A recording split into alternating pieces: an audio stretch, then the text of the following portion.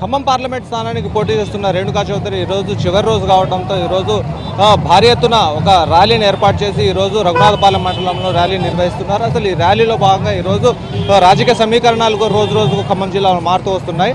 దానికి సంబంధించిన వివరాలు రేణుకా చౌదరి గారిని అడిగి తెలుసుకున్నాం. మేడం, విచిత్రంగా ఉంది, రోజు రోజు మీ క్యాంపెయినింగ్ పెరుగుతూ పోతూ ఉంది. అసలు ఏంటి, ఎలాంటి సూత్రాల ద్వారా అసలు చేస్తున్నారు? ఏమండి, ప్రజాస్వామ్యం ప్రజలు నిర్ణయించుకొని ప్రజల కోసం నిలబడిన వాళ్ళని ప్రజలకే మనం చేయబోయేది. కాబట్టి ఇది అశేష జనం ఈ విధంగా స్పందించి ముందుకు వస్తున్నారంటే వాళ్ళు ఈ పరిపాలన ప్రభుత్వం, ఈ కేసీఆర్ కుతంత్రాలు, వాళ్లకున్న 100 కౌరవుల్ని చూసి అసహించుకుంటున్నారు.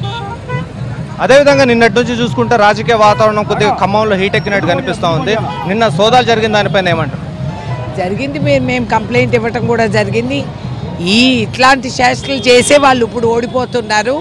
వాళ్ళ అభ్యర్థి సుగుణాలందరూ కూడా ప్రజలు చూసే ఉన్నారు. ఇటువంటి వ్యక్తుల్ని మనం తీసుకొచ్చి ఒక ప్రజాప్రతినిధిని చెప్పుకోవడానికి సిగ్గుండాలా? మరి అది లేనప్పుడు ప్రజలు తిరస్కరిస్తారు. అయితే అదేవిధంగా మీకు ఒక పర్సనల్ క్వశ్చన్ లాంటిది కూడా అనుకోండి. ఇద్దరు కూడా ఒకే సామాజిక వర్గం చెందిన వాళ్ళు ఉన్నారు, మీరు నామా నాగేశ్వరరావు గారు.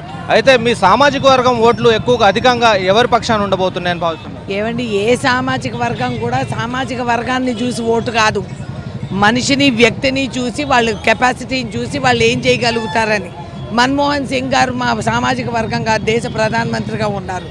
కాబట్టి ప్రజలు ఇది ఏదో గల్లీలో ఓటింగ్ కాదు, this is for the country. ఇది ఎంపీ ఎలక్షన్స్, మెంబర్ ఆఫ్ పార్లమెంట్కి దేశకి ఏది మంచిది, దేశ సమగ్రతకి ఏంటనేది ఆలోచించి ఓట్లు వేస్తారు.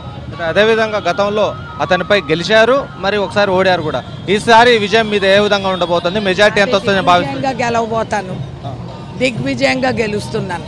అయితే అదేవిధంగా ఈసారి మైనార్టీలకు మీ అధికారం, కాంగ్రెస్ కింద అధికారంలోకి వచ్చినట్లయితే మైనార్టీలకు 3 తలాక్ బిల్లు లాంటిది కూడా మేము దాన్ని వ్యతిరేకిస్తామని చెప్పేస్తారు. అది ఎంతవరకు సాధ్యమవుతుంది? చూద్దాం. అదే మోదీ గారు ఆయన సొంత భార్యను ఆయన చూసుకోలేదు, కానీ ఇప్పుడు మా ముస్లిం సోదరు భార్య మనుల పైన ఆయనకు జాలి కలిగింది. అందరూ ఆ డ్రామాలు కూడా చూస్తున్నారు. Don't worry, we can see. అది నిర్ణయం వచ్చినప్పుడు మేము చేసేది మేము చేస్తాం. ఖమ్మం జిల్లాకి ఇంకా ప్రత్యేకమైన ఏమైనా ప్రాజెక్టులు తీసుకొచ్చే అవకాశం ఉంది? అఫ్ కోర్స్, ఇంకా మిగిలిన ప్రాజెక్ట్ బయ్యారం స్టీల్ ప్లాంట్ అవన్నీ ఏమైనా ఇంతవరకు వాళ్ళు చేయలేదు. రైతు టీచింగ్ సెంటర్ ఒకటి ఏర్పాటు చేశాము. అలాగే వివిధ కారణాలు ఉన్నాయి.